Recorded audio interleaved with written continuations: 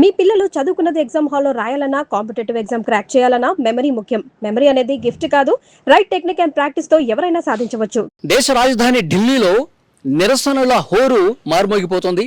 జంతర్ మంతర్ దగ్గరే కాదు, ఇప్పుడు నేరుగా ప్రధానమంత్రి నరేంద్ర మోదీ నివాసం ముందు కాంగ్రెస్ అగ్రనేతలు రాహుల్ గాంధీ, ప్రియాంక గాంధీ, మల్లికార్జున ఖర్గే అగ్రనేతలందరూ కూడా డైరెక్ట్ గా ప్రధాని నివాసానికి వచ్చేసి అక్కడ రోడ్డు మీద బైఠాయించి ఆందోళన చేస్తున్నారు, నిరసనలు తెలియజేస్తా ఉన్నారు. భారీగా పోలీసులు కూడా మోహరించారు. కొంత ఉద్రిక్త పరిస్థితి అక్కడ కూడా కనిపిస్తోంది. నిన్న ఎట్లయితే జంతర్ మంతర్ నుంచి పార్లమెంట్ భవన్కి సిజేపీ ఆధ్వర్యంలో పెద్ద ఎత్తున విద్యార్థులు వెళ్లారో, సో అది ఇంకా కంటిన్యూ అవుతూనే ఉంది. సో నిన్న లాఠీచార్జ్ చేశారు, కొంతమంది ఆందోళనకారులకి గాయాలయ్యాయి, ఆసుపత్రి కూడా పాలయ్యారు. అయినప్పటికీ కూడా మేము వెనక్కి తగ్గేది లేదని చెప్పి సిజేపీ చెప్తోంది. సో అట్లాగే అక్కడ ఆ నిరసనల హోర్ అనేది ఇంకా కంటిన్యూ అవుతూనే ఉంది. సో ఈ రోజు పార్లమెంట్లో పెద్ద ఎత్తున ప్రతిపక్షాలు ఆందోళనలు చేశాయి. ఈ నీట్ ప్రశ్నాపత్రం లీకేజీకి సంబంధించి పార్లమెంట్లో చర్చ చేపట్టాల్సిందే అని చెప్పి అక్కడ లోక్సభలో ఉన్నటువంటి విపక్ష పార్టీలకు సంబంధించిన ఎంపీలందరూ కూడా సభను అడ్డుకున్నారు. ఆ తర్వాత ప్రధానమంత్రి నరేంద్ర మోదీకి మల్లికార్జున ఖర్గే, రాహుల్ గాంధీ ఒక లేఖ కూడా రాశారు. ఎట్టి పరిస్థితుల్లో పార్లమెంట్లో దీని మీద చర్చ జరగాల్సిందే, విద్యాశాఖ మంత్రి రాజీనామా చేయాల్సిందని చెప్పి వాళ్ళు ఒక లెటర్ రాసినటువంటి పరిస్థితి. ఇప్పుడు నేరుగా ప్రధానమంత్రి నివాసం దగ్గరికి వచ్చి వాళ్ళు ఆందోళన చేయడంతో ఇంకా ప్రతిక్షణం కూడా ఈ ఉద్రిక్తతలు, ఈ ఘర్షణ, ఈ నినాదాలు, ఈ ఆందోళన అనేది పెరుగుతూనే పోతుంది, కానీ ఎక్కడ తగ్గిన పరిస్థితి లేదు. అంటే కేంద్ర ప్రభుత్వం కూడా చాలా తక్కువగా అంచనా వేసినటువంటి పరిస్థితి. కాంగ్రెస్ జనతా పార్టీ ఆధ్వర్యంలో మొదలైనటువంటి ఈ జన్జీల ఉద్యమం జస్ట్ సోషల్ మీడియాకే పరిమితం అయిపోతుందిలే, ఏదో ఒక ఆందోళన చేస్తే 1-2 రోజుల్లో సద్దుమణిగిపోతుందిలే అని కేంద్ర ప్రభుత్వం భావించి ఉందేమో. కానీ పరిస్థితి ఇప్పుడు ఆ విధంగా లేదు. రోజు రోజుకి పెరుగుతూనే పోతుంది. రోజు రోజుకి ఆందోళనలు తీవ్రమవుతున్నటువంటి సిచ్యువేషన్, చాలా సీరియస్నెస్ ఈ వ్యవహారంలో కనిపిస్తోంది. కొంతమంది కేంద్ర ప్రభుత్వంలో ఉన్నటువంటి పెద్దలు కూడా మాట్లాడుతూ ఉన్నారు. ఇప్పుడు ఈ విద్యాశాఖ మంత్రి రాజీనామా చేస్తే సమస్య పరిష్కారం అయిపోతుందా? సమస్య ఇక పూర్తిగా తొలగిపోతుందా? లేదు కదా. ఇప్పుడు విద్యా వ్యవస్థని ప్రక్షాళన చేయాల్సినటువంటి అవసరం ఉంది. అట్ ద సేమ్ టైం భవిష్యత్తులో ఏ పేపరు కూడా లీక్ కాకుండా చూడాల్సినటువంటి పరిస్థితి కేంద్ర ప్రభుత్వం మీద ఉంది. కనీసం ఆ బాధ్యత గుర్తెరగాలంటే, భవిష్యత్తులో జరిగేటువంటి ఎగ్జామ్ పేపర్స్లు చాలా పటిష్టంగా జరగాలంటే ఇలాంటి రాజీనామాలు చేయాల్సినటువంటి పరిస్థితి ఉంది. కేంద్ర ప్రభుత్వం ఇప్పుడు చొరవ తీసుకుని బాధితుల పక్షాన నిలబడాల్సినటువంటి అవసరం ఉందని చాలా మంది మేధావులు కూడా చెప్తా ఉన్నారు. చాలా మంది ఆందోళనకారులు తీవ్ర గాయాలతో రామ్ మనోహర్ లోహియా ఆసుపత్రిలో చికిత్స పొందుతున్నారు. కొంతమంది లేడీ హార్డియా ఆసుపత్రిలో చికిత్స పొందుతున్నారు. సో డెఫినెట్గా ఇక్కడ వీళ్ళని పరామర్శిస్తున్నారు కొంతమంది వచ్చి. కానీ ఒక యువతి పరిస్థితి మాత్రం చాలా సీరియస్గా ఉన్నట్టుగా తెలుస్తోంది. వెంటిలేటర్ మీద ఉన్నట్టుగా తెలుస్తుంది. పోలీసులు లాఠీ చార్జ్ చేస్తే ప్రాణాలు పోతున్నటువంటి పరిస్థితి కనిపిస్తుందంటే ఎంత దుర్మార్గం చూడండి. సో ఇది చాలామంది ప్రశ్నించేది కూడా. అందుకే ఎన్ని లాఠీ చార్జ్ చేసినా, ఎన్ని దెబ్బలు తిన్నా ఈ ఉద్యమం ఆగే ప్రసక్తే లేదని చెప్పి యువత చెప్తోంది, విద్యార్థులు చెప్తా ఉన్నారు. ఎవరైతే ప్రాణాలు కోల్పోయినటువంటి విద్యార్థులు ఉన్నారో, ఆత్మహత్య చేసుకుని చనిపోయినటువంటి విద్యార్థులు ఉన్నారో ఆ కుటుంబాలు చెప్తా ఉన్నాయి. సో ప్రభుత్వం ఎప్పటికైనా కళ్ళు తెరిచి కాంగ్రెస్ జనతా పార్టీ నిరసనలు చేస్తుందనో లేకపోతే విద్యార్థులు ఆందోళనలు చేస్తున్నారని కాదు, కనీసం మీ బాధ్యతను మీరు గుర్తెరగండి.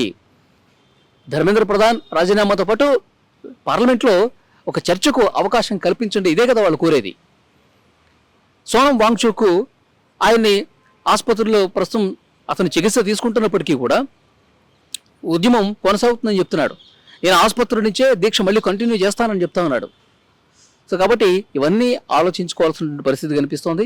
ఇప్పుడు ప్రతిపక్ష పార్టీలు కూడా తోడు కావడంతో కాంగ్రెస్ జనతా పార్టీ ఆందోళనలకి ఇది మరొక స్థాయికి వెళ్ళినటువంటి పరిస్థితి. ఈరోజు ప్రధానమంత్రి నరేంద్ర మోదీ మాట్లాడారు. ఎన్డీఏ పార్టీ మీటింగ్లో పార్లమెంట్ సెషన్ స్టార్ట్ కాకముందు ఎన్డీఏ ఎంపీలతో ఆయన మాట్లాడినప్పుడు కూడా చెప్పాడు, ఎవరైతే లీకేజీకి సంబంధించినటువంటి బాధ్యులు ఉన్నారో, నిందితులు ఉన్నారో వాళ్ళకి కఠిన శిక్ష పడాల్సిందే అని చెప్పారు. వాళ్ళకి శిక్ష పడుతుంది, అది ఓకే, కానీ బాధ్యత ఎవరు తీసుకుంటారు? కేంద్ర ప్రభుత్వంది బాధ్యత లేదా? కేంద్ర విద్యాశాఖ మంత్రి బాధ్యత లేదా?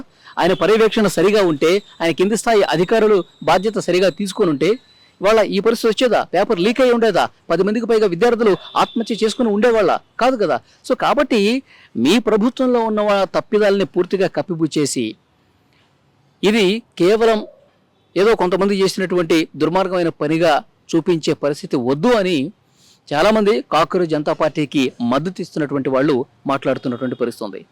సో ఓవరాల్గా చూసుకుంటే ఇంకా రోజు రోజుకి పెరుగుతుంది. గత 20 రోజులుగా మనం చూస్తున్నాం సోనం వాంగ్చుక్ ఆయన నిరాహార దీక్ష, ఆందోళన, తర్వాత ఆయన ఆసుపత్రుల్లో నుంచి కూడా ఆయన వెనక్కి తగ్గకపోవటం, నిన్న పెద్ద ఎత్తున లాఠీ చార్జ్ జరగటం. సో ఈరోజు ప్రధానమంత్రి నివాసం దగ్గరే కాంగ్రెస్ అగ్రనేతలు ఆందోళన చేయటం. సో ఇవన్నీ చూస్తే డెఫినెట్గా రాజీనామా చేయాల్సినటువంటి పరిస్థితి వస్తుందని మాత్రం ఆ సంకేతాలు చాలా బలంగా కనిపిస్తున్నాయి. ఎందుకంటే నిన్న పార్లమెంటు భవన్ లోపలే హోంమంత్రి అమిత్ షాతో ధర్మేంద్ర ప్రధాన్ భేటీ కావటం, జేపీ నడ్డా కాక్రోచ్ జనతా పార్టీకి సంబంధించిన నాయకుల్ని ఇద్దరిని పిలిచి మాట్లాడటం, డిమాండ్ల పరిష్కారం గురించి చర్చలు జరపటం. సో దీని మీద కూడా అభిజిత్ దీప్కే కామెంట్ చేశాడు, ఇవన్నీ కూడా ఉత్తముచ్చట, కేవలం కాలయాపన చేయటం కోసమే. సో జేపీ నడ్డా అనే వ్యక్తి పూర్తిగా మమ్మల్ని మోసం చేసినటువంటి వ్యక్తి. మా సమస్యల పరిష్కారం కోసం, మా డిమాండ్ల పరిష్కారం కోసం అతను పిలిపించుకొని టైం పాస్ చేశాడు, ఒక్క ఉపయోగం కూడా లేదు అతని వల్ల అని చెప్పి ఈరోజు అభిజిత్ దీప్కే కూడా మాట్లాడినటువంటి పరిస్థితి ఉంది. సో చూద్దాం నెక్స్ట్ ఏం జరగబోతుందన్నది.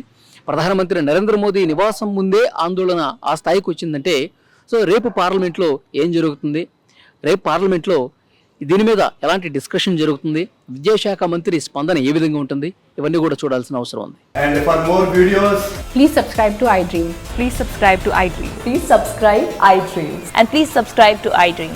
For more videos, subscribe to iDream. please like, share and subscribe to the channel. Congratulations, iDream. subscribe to iDream. Subscribe to iDream. So subscribe to iDream Media.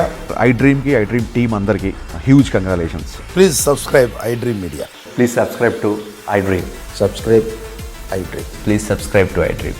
iDream అంటే నా కళల ఛానల్ను సబ్స్క్రైబ్ చేసుకున్న నోరు తిరుగుతలేదు, మీరైతే గంట గుర్తు కొట్టండి. For more such videos, please subscribe to iDream.